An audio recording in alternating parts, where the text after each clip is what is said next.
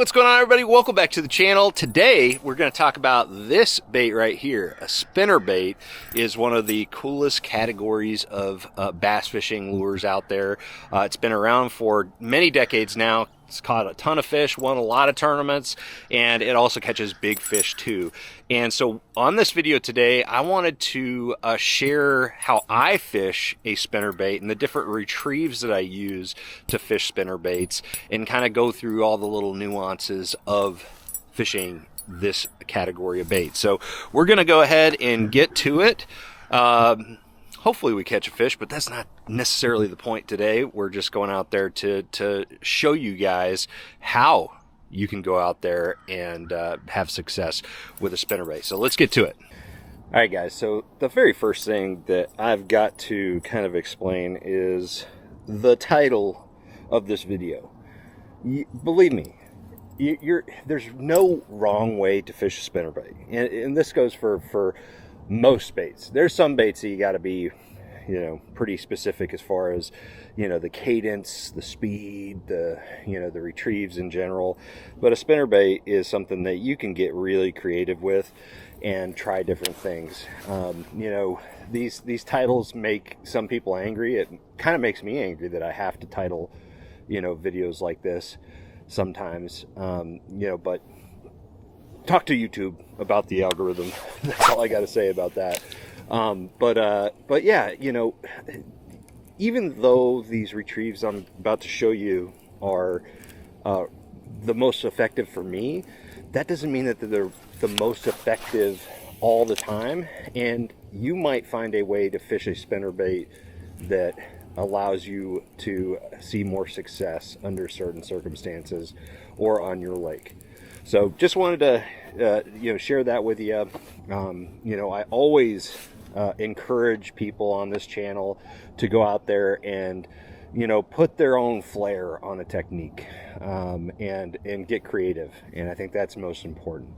But anyways, let's get into the retrieve. So the great thing about a spinnerbait is the fact that you can just retrieve it back to the boat on a straight retrieve. So the first retrieve that I start with a spinnerbait a lot of times is just slowly cranking it back. The great thing about a spinnerbait is the fact that the blades are constantly spinning, so creating creating movement, and also flash, which is really important, and vibration. So those are really the main things that you need for any reaction bait to get strikes. Okay, so just reeling it back to the boat can be very, very effective. And I will tell you, there's two different situations where I like a straight retrieve more than any other retrieve, and that is when it's very cold, and this is the same thing. It's very cold, and I want to retrieve the bait very slowly. Okay, or when I'm fishing for smallmouth and trying to burn it, as blazing fast as you can reel that thing. I can't even do it with this spinnerbait because it's got the wrong blade, combination. But when you're reeling it super, super fast on the surface, trying to burn it with, small willow leaf blades that don't create as much lift, those are two situations. So really, really slow rolling situations when you've got pretty cold water, maybe you've got some pretty muddy water, and then when you want to burn this bait very fast. Those are the two main situations that I think lend themselves to just a straight retrieve with no nuance to it. And I say no nuance, but really what I mean is you're not adding a lot of crazy movements to the bait at all. You're just reeling it back in. Now you can find success in warmer water and clear water and all that stuff with straight retrieves, and at different speeds. The main thing is you just got to find the right speed of the retrieve, and so that's the biggest key. The fish are going to want it at a certain speed most of the time. Now there's sometimes that they're just so aggressive that they'll eat it at any speed, but to me that's the key for a straight retrieve, is finding the right speed. Okay, and matching the reel to the speed that you want. If you're finding the most success by slow rolling, really, really slow, then you want to have a reel that has a slower gear ratio to kind of help you in that. If you get too excited, you might start reeling too fast for the conditions, and you want a reel that'll help you with that. Okay, so I use like a 6.7 to 1 most of my spinnerbait fishing, which is pretty slow in my book.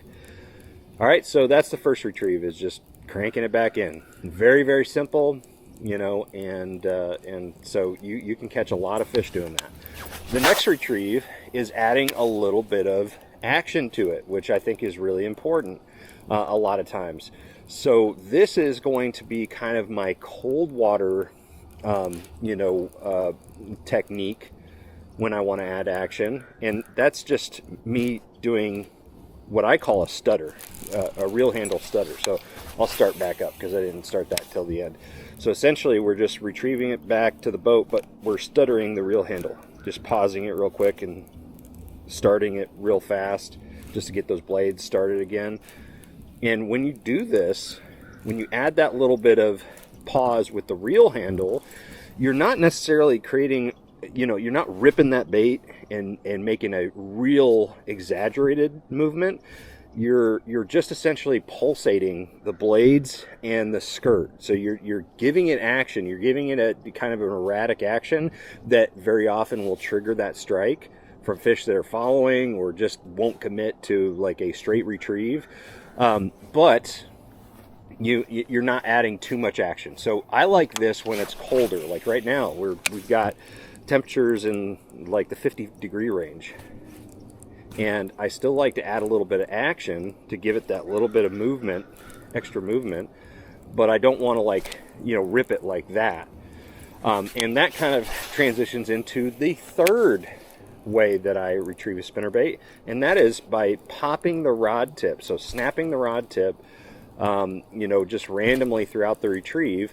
This does something similar to what I call the stutter reel, technique, like this, but you're using the rod tip, and that makes a more exaggerated movement. That you're popping that spinnerbait a lot more than you would by just manipulating the reel handle. Okay, so this is a better warm water technique, and also I like it in clear water. I really like that clear water, that look in clear water where it's really aggressively jerking like that. And you don't have to always do it like really hard. I'm kind of doing this a little bit extra today just to show you, but sometimes it could just be like this.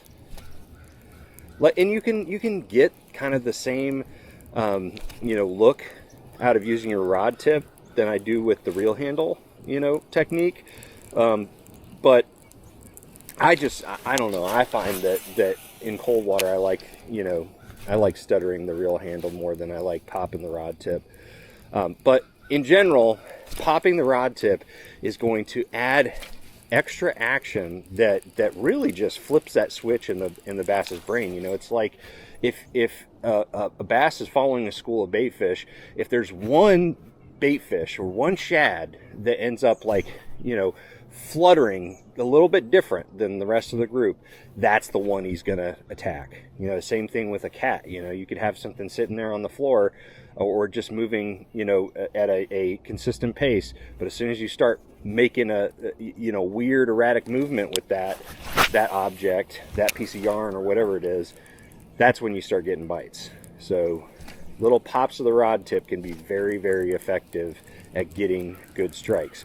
And as you can tell, I mean, we're talking about kind of the same retrieve, which is just a basic bringing the bait back via the reel handle, but you're also adding action in the second retrieve with the reel handle, or adding action in a third retrieve with your rod tip, and so it's just variations of a straight cranking retrieve. There's really not a whole lot different.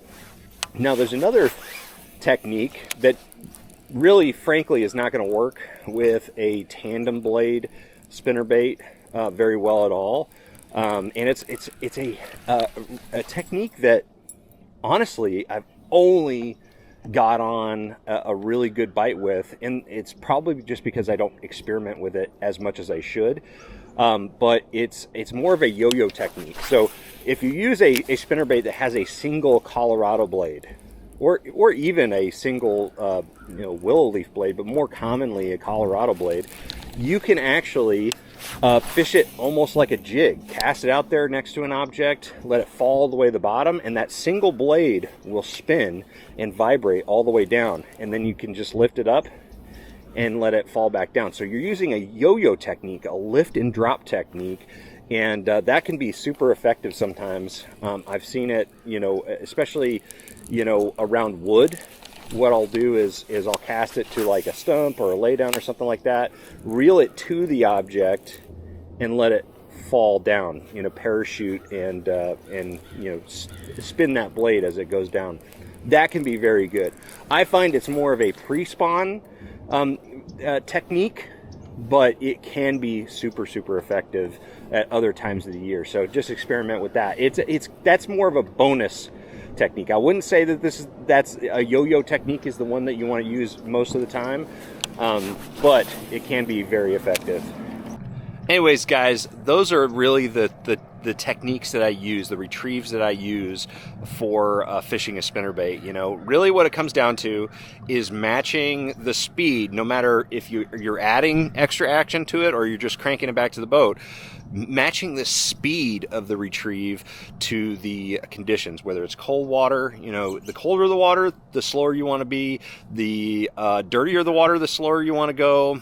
And the clearer and the warmer the water, the faster you want to retrieve. That's just kind of a general rule of thumb for spinnerbait fishing. But anyways, guys, I hope this really helps you catch more fish on a spinnerbait, or at least get accustomed to fishing a spinnerbait. It's a really great technique, great category of baits that has been around for a long time, decades. It's been catching fish for decades. So anyways, guys, thank you so much for watching. I'm going to see you out in the water. I'm going to have all of the products I use today in the description below, so check out those links. It's a great way to support the channel by purchasing products through those links if you're interested in purchasing those products.